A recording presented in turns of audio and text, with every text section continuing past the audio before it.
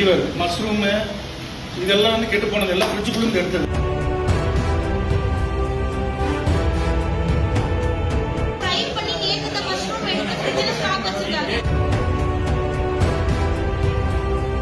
ஃபுல்லா அழிக்கிறது பல நீங்க போய் பாருங்க.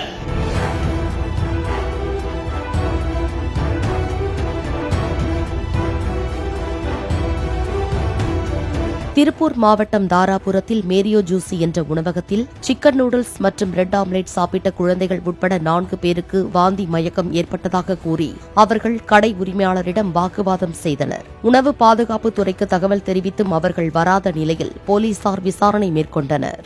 மஷ்ரூம் இதெல்லாம் வந்து கெட்டு போனது எல்லாம் ஃப்ரிட்ஜுக்குள்ள எடுத்தது.